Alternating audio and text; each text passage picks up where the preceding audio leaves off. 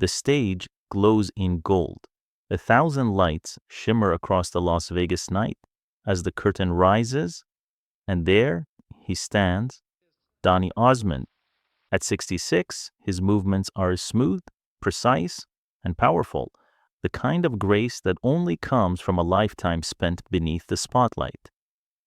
The crowd erupts the moment he appears, and suddenly, beside him, a hologram flickers to life, the image of a 14-year-old boy smiling with that same pure boyish charm America fell in love with. Together, the man and the boy sing Puppy Love. The past and present share one stage. The audience rises to their feet, tears mixing with applause because they are not just watching a performance, they are witnessing a memory reborn. Nearly 6 decades have passed since the world first met Donny Osmond on the Andy Williams Show in 1963. He sang You Are My Sunshine with a voice that melted hearts across America. In that moment, a star was born, but sunshine never lasts forever. Fame came fast, and it came with a price. He would become one of the biggest teen idols of the 1970s. His face on every magazine, his songs on every radio, his smile plastered across the bedrooms of millions of teenage girls. But when the screams faded and the spotlight dimmed, Hollywood turned its back. Too clean, too wholesome, too perfect to be cool. Donny Osmond vanished, only to rise again against every odd, to reclaim his name, his faith, and his music. This is the story of resilience, of a boy who faced the darkness of fame and still found his way back to the light. From the hysteria of Osmond Mania to the silence of forgotten years, from soldier of love to his Las Vegas rebirth. This is Donny Osmond, the boy who never lost his light. Before the blinding lights, before the screaming fans, there was a quiet house in Ogden, Utah, filled with laughter, prayer, and music. That was where Donny Osmond was born on December 9th, 1957, the 7th of 9 children in a family that believed 2 things could conquer any hardship: faith and hard work. His parents, George and Olive Osmond, were devoted members of the Church of Jesus Christ of Latter-day Saints.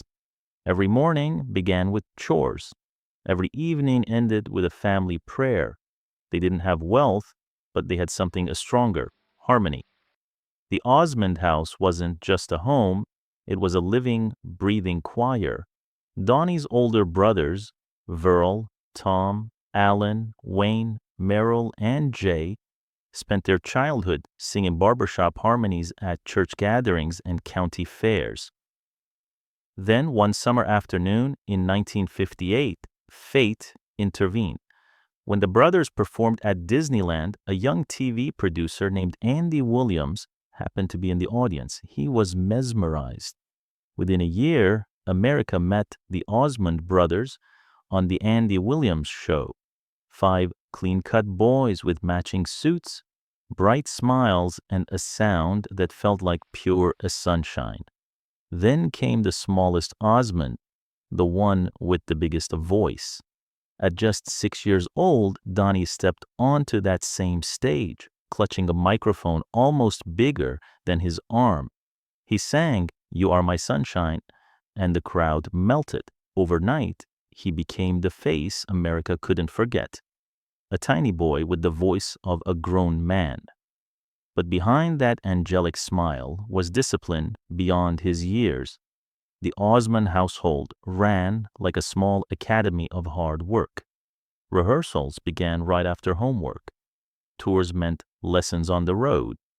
His father, George, acted as the family's manager, booking every show, teaching his children one golden rule: talent is a gift, but work is your duty. Olive was the heart of the home, soft-spoken, prayerful, the one who gathered her children before every performance and whispered, "Remember who you are and why you sing?" By the age of 8, Donny was appearing on national television every week. By 10, he was recording in Los Angeles studios. And by 13, he was performing for arenas filled with thousands of screaming fans holding signs that read, "Marry me, Donny." While other kids played baseball, Donny was learning choreography. While others went to summer camp, he went on world tours. He never rebelled because for him, the stage was home. Yet that same structure that built him also trapped him. He would later admit, "I didn't have a normal childhood. I had a career instead." Still, there were warm moments, family dinners squeezed between flights, hymns sung in hotel rooms, laughter on the tour bus.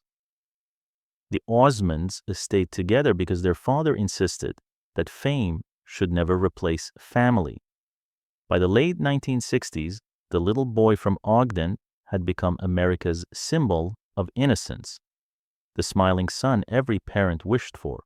But innocence in show business is fragile.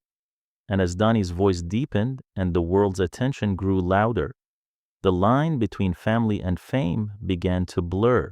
The stage that once felt like home was about to test everything the Osmonds believed in.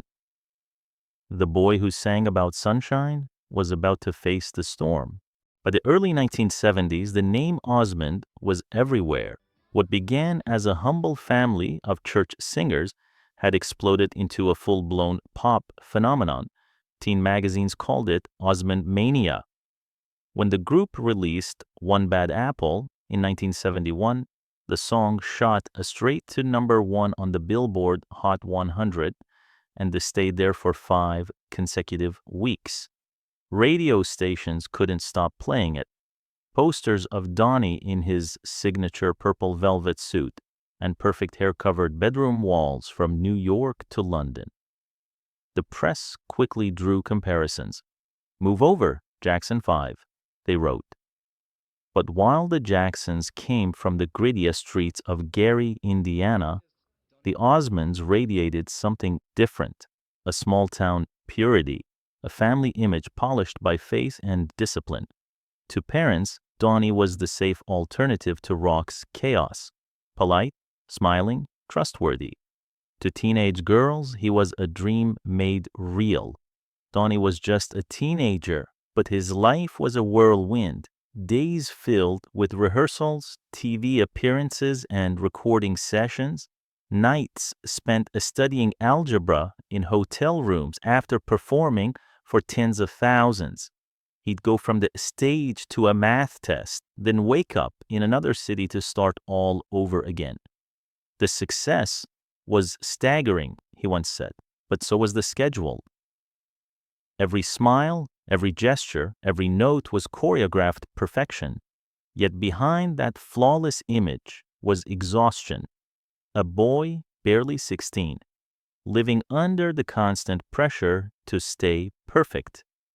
Still, for a few glittering years, the world couldn't get enough. The Osmonds sold millions of records, hosted TV specials, and even performed for royalty. They weren't just entertainers. They were a global brand, the embodiment of innocence wrapped in showbiz sparkle.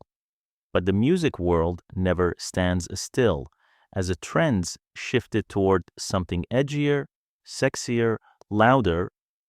Donny's clean image began to feel out of place. The boy who once made the world fall in love was about to learn how fickle that love could be. The lights that once crowned him king would soon cast long, unforgiving shadows, because in Hollywood, the higher you rise, the harder you fall. By the mid-1970s, Donny Osmond was everywhere, and that was precisely the problem. His smile, once irresistible, was now plastered on so many lunchboxes, posters, and pillowcases that it began to wear thin. America's perfect boy had become overexposed.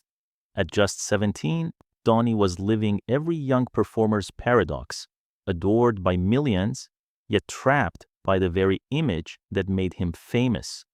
He sang of innocence, love, and devotion while the world around him changed. Rock was getting louder, disco was taking over, and rebellion had become the new religion of youth culture. To the press, Donny's clean-cut Mormon charm suddenly seemed outdated, a relic from a gentler decade. To his fans, he was still the boy next door, but to the industry, he was too nice to be cool. In 1976, desperate to evolve, Donny teamed up with his younger sister for the Donny and Marie Show, a Saturday night variety series on ABC.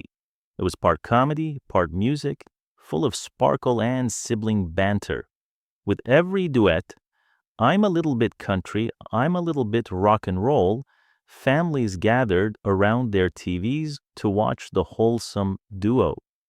For a time, it worked. The show was a national favorite, a warm, safe escape in an increasingly chaotic world. But fame, even the clean kind, has an expiration date. Critics mocked the show as too sweet, too polished, too perfect. Rock journalists sneered, and teen magazines began replacing Donny's face with the rougher, edgier idols of the new era. Then came the shock that no PR team could soften: his marriage. In 1978, at just 20 years old, Donny married his teenage sweetheart, Debbie Glenn, in the Salt Lake Temple. For most people, it should have been a fairy tale ending.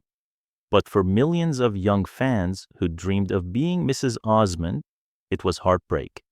The fantasy shattered overnight. Fan clubs collapsed. Ticket sales plummeted. But Donny didn't care. He called it the best decision of my life. Professionally, though, it marked the end of an era. The world was moving on. Punk, disco, and MTV were rewriting the rules. And suddenly, the Osmonds, once America's darlings, looked like yesterday's news. By the early 1980s, the Donny and Marie Show was canceled. Record sales dried up, and Donny, once the golden boy of pop, found himself standing in the silence of a world that had forgotten him. Agents stopped calling. Tabloids labeled him washed up. Even friends advised him to quit show business and find a normal job. He had spent his life shining under bright lights. Now those lights were gone. The boy who sang "You Are My Sunshine" was finally standing in the dark, but somewhere deep inside a quiet belief remained that maybe, just maybe, the spotlight hadn't seen the last of him. For almost a decade, Donny Osmond disappeared from the spotlight. The boy who once ruled the radio waves could now walk through an airport unnoticed. The teenage girls who used to faint at his concerts had grown up, gotten married, and moved on. Donny, meanwhile, was stuck in limbo, too young to retire, too old to be a teen idol, and too clean for the wild MTV generation. The 1980s were merciless to artists like him. Synthpop and rebellion ruled the airwaves, and to record executives, Donny Osmond was nothing but a relic of innocence. "Every door I knocked on," he said later, "slammed in my face." He tried everything: theater, small talk shows, even voice work, but nothing has stuck. One casting director told him bluntly, "Grow a beard, get arrested, then maybe we'll talk." Donny refused. "If I had to lie to be interesting, maybe I wasn't meant to be interesting." Then came a twist, straight out of a Hollywood movie. In 1988, British producer Stephen Machat and songwriter Peter Gabriel were experimenting with a moody, rhythmic pop track called "Soldier of Love." When Donny heard it, something deep inside him awakened. The song was mature, vulnerable, real. It was everything he had never been allowed to be. For the first time in his life, he didn't want to sound perfect. He wanted to sound human. But when they pitched the song to record labels, every one of them laughed. "Donny Osmond singing this? No one will buy it." So the team did something radical. They released the track anonymously, no artist name, no photo, no hint, just a song. Radio DJs called it the mystery track. Listeners fell in love with the voice. Rich, soulful, aching with experience. Phones lit up across America. "Who is this guy?" they asked. When the truth broke, jaws dropped. The mystery singer was none other than Donny Osmond, the forgotten teen idol from Utah. The shock worked. Soldier of Love rocketed to number 2 on the Billboard Hot 100 in 1989, becoming his biggest hit in nearly 20 years. Critics, who once dismissed him, now called it one of pop's most unlikely resurrections. The image changed, too. Darker jackets, rough stubble, confident smirk. Gone was the boy from Tiger Beat. In his place stood a man who had walked through failure and come out a stronger. "I'd spent years trying to please everyone," Donny later said. "This time, I only wanted to make music that felt real to me." He followed up with Eyes Don't Lie, launched a world tour, and reintroduced himself to a new generation that barely remembered his name. On stage, he was freer, looser, funnier, and finally comfortable in his own skin. By the early 1990s, Donny Osmond had done what few child stars ever could. He had escaped the prison of his past. Soldier of Love wasn't just a song. It was a declaration, a victory march for a man who refused to give up. The boy who sang about sunshine had walked through a storm and emerged undefeated. When the 1990s arrived, Donny Osmond was no longer the fallen teen idol or the mystery voice on the radio. He had become something much rarer, a survivor. But survival wasn't enough. He wanted to prove that he could stand on any stage in the world and own it. That opportunity came wrapped in a multicolored dream coat. In 1992, Donny was offered the lead role in Andrew Lloyd Webber's legendary musical Joseph and the amazing Technicolor Dreamcoat. At first, critics doubted him. Could a pop idol truly carry Broadway? But night after night, dressed in the shimmering rainbow coat, Donny silenced every skeptic. He sang, danced, and acted his heart out, not as a celebrity trying to impress, but as a performer rediscovering his soul. The reviews poured in. He wasn't just good, he was extraordinary. For the first time in his career, Donny Osmond was being recognized not as a nostalgia act, but as a genuine artist. Over the next 6 years, he performed more than 2,000 shows across North America, Britain, and Canada. Each curtain call was another step in his rebirth, another quiet victory over the years of rejection. He signed autographs for every fan, thanked every stagehand by name, and never forgot to bow a little deeper than before. For the first time, he said, "I wasn't pretending to be someone the industry wanted me to be. I was just performing." But even triumphs have shadows. In the middle of this Broadway success, Donny began to suffer from something unexpected, crippling stage anxiety. Ironically, the man who had performed since he was 5 years old now found himself terrified before walking on stage. His heart would pound uncontrollably. His hands would tremble. There were nights when he nearly collapsed backstage. "I used to pray," he later confessed, "not for success, but for peace." Therapy and faith became his lifeline. He learned to breathe again, to slow down, to visualize calm, and to accept imperfection. What had once been a battle became, in his words, a dialogue between fear and gratitude.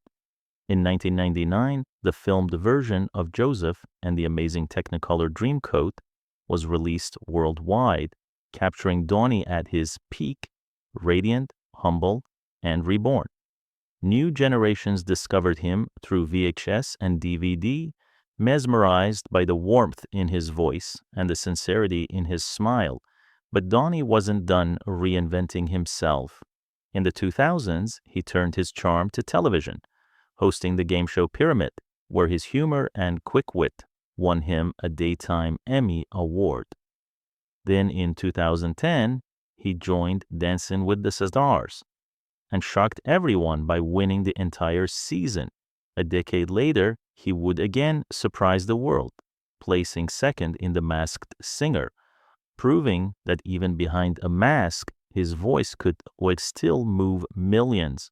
Through every transformation, one thing remained constant: his work ethic. People ask me how I've lasted this long, Donny joked once. I'd tell them, because I never stopped showing up. He wasn't chasing fame anymore. He was crafting a legacy. From Broadway to television, from pop charts to Vegas stages, Donny Osmond had mastered the hardest art of all: growing older without growing irrelevant. For half a century, Hollywood tried to change Donny Osmond and failed. In an industry that rewards scandal, reinvention, and rebellion, Donny's greatest act of defiance was staying exactly who he was. While other stars chased headlines, Donny built endurance on three things: faith, family, and an unshakable moral compass. He was raised in the Church of Jesus Christ of Latter-day Saints, the faith that shaped every part of his identity. To outsiders, it made him seem too pure, a singer who never drank, never smoked, never cursed. But for Donny, that discipline wasn't a limitation, it was freedom. "People think my religion limits me," he once said, "but it's what keeps me grounded when the world around me spins." That grounding became his secret weapon. When tabloids searched for the scandals, there were none.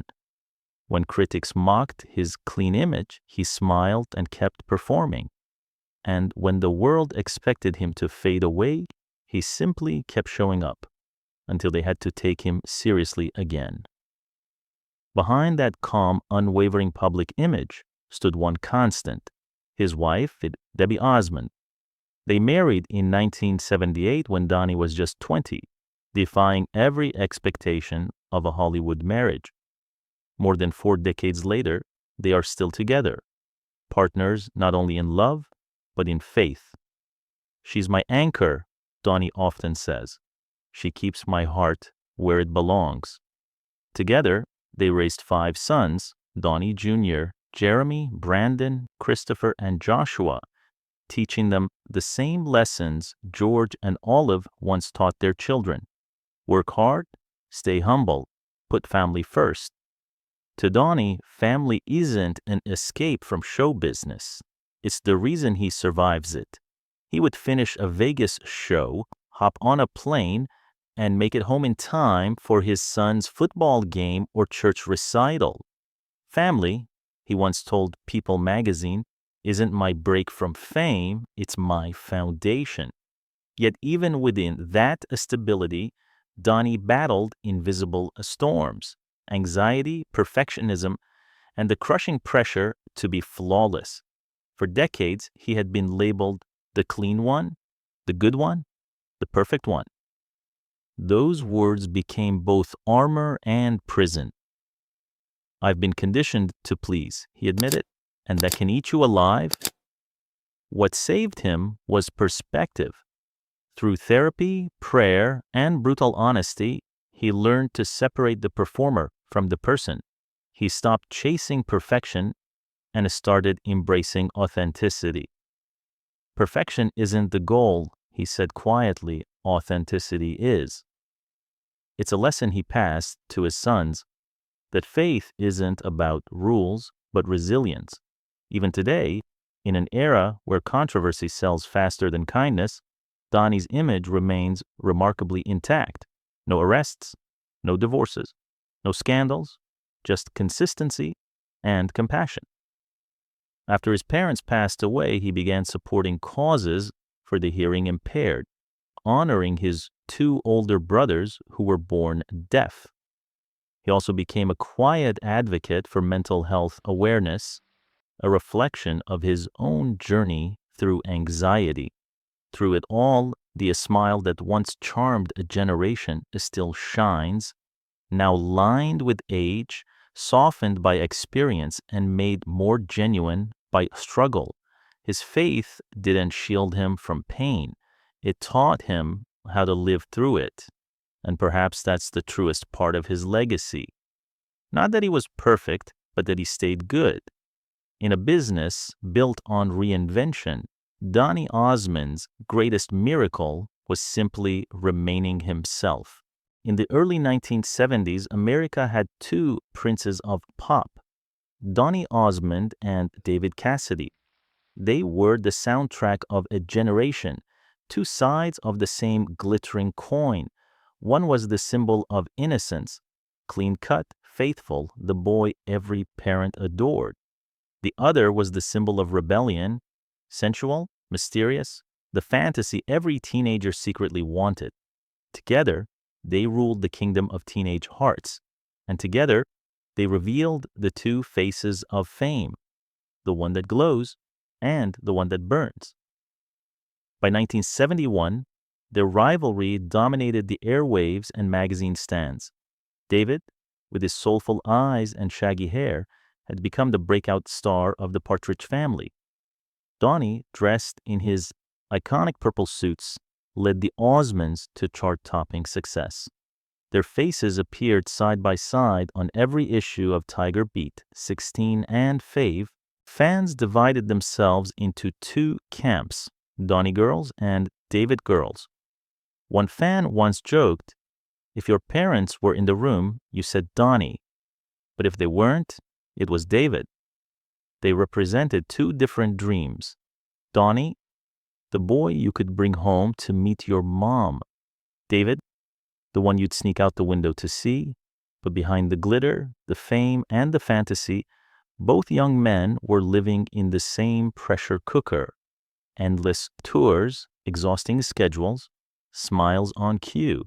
Both of them trying to grow up under the suffocating microscope of global fame. They weren't rivals in hatred. They were rivals in circumstance. Two boys built by the same machine and slowly crushed beneath it. As the decade rolled on, their paths began to split, not through choice, but through survival. Donny's image of moral perfection made him a target for mockery. In a culture that worshipped rebellion, he was the too nice outcast. David, meanwhile, was trapped in the opposite nightmare, forced into the role of a sex symbol he never wanted to be. I wanted to be a serious musician, David once said, not a lunchbox. Donny could have said the same. Both were prisoners of the images that made them famous. But tragedy struck David's world first.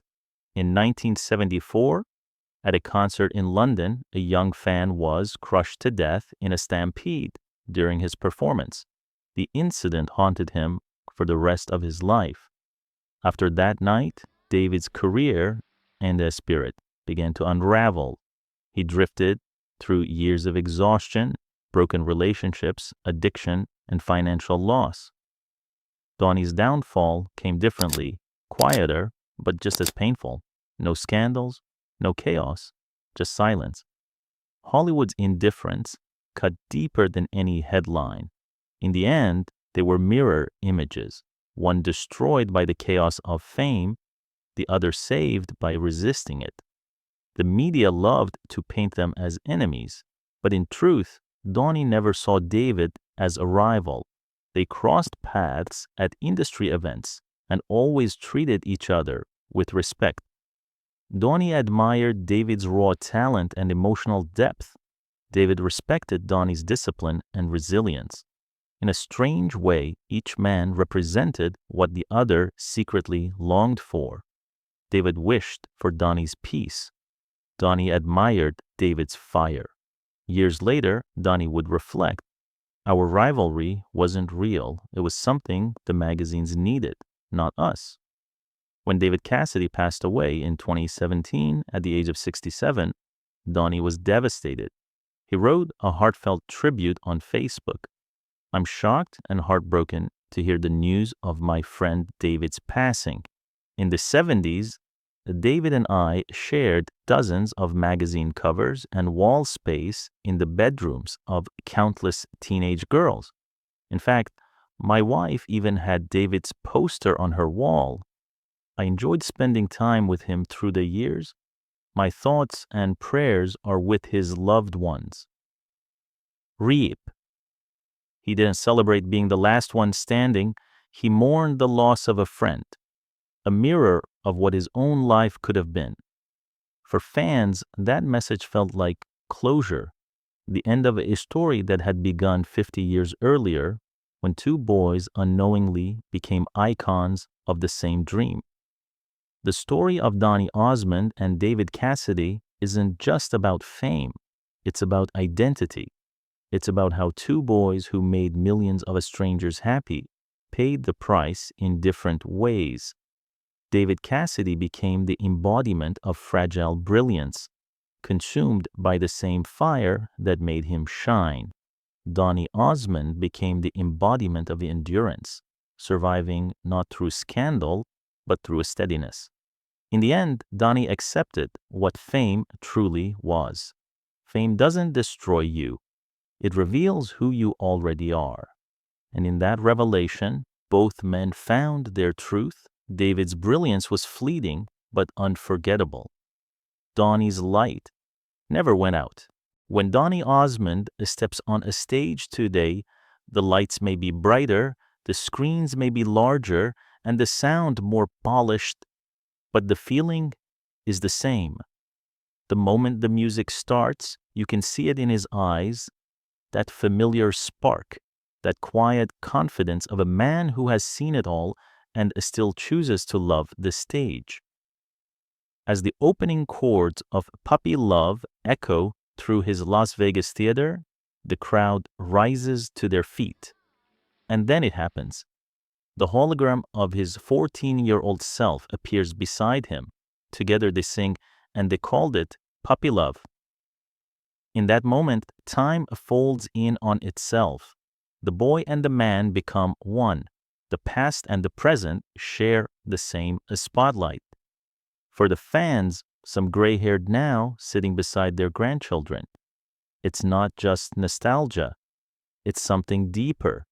It's watching a man honor the child he used to be and thanking him for never giving up. Nearly 6 decades after that first performance on the Andy Williams show, Donny Osmond is more than a celebrity. He's a bridge between generations, a living memory of an era when pop idols wore smiles instead of scandals, and kindness was still cool. But Donny's story isn't about holding on to the past. It's about evolution without losing your essence. Few artists have spanned from black and white television to holographic concerts without losing their soul. Donny did, not by chasing trends, but by staying rooted in the same virtues that built him: discipline, humor, faith, and family. His Las Vegas residency today is a masterpiece of light and memory. He dances with the same energy he had as a teenager, sings with more emotion than ever, and tells stories that make audiences laugh and cry in the same breath. Every show ends not in thunderous applause, but in something quieter: respect. When asked what keeps him going, Donny smiles and says, "I'm proof that you can live a good life in a crazy business and still love it." That, perhaps, is his truest legacy. Not the record sales, not the trophies, but the rare example he set that fame doesn't have to destroy you, and success doesn't have to cost your soul. When his parents taught him to pray before every performance, they couldn't have known that those simple rituals would carry him through 60 years of noise, doubt, and change. Yet here he is, still standing, still smiling, still singing. The boy who once sang, You Are My Sunshine has lived through every kind of storm, fame, failure, heartbreak, rebirth, and somehow, through it all, he never lost his light. Because the truth is, Donny Osmond didn't just hold on to his sunshine. He learned how to make it last forever.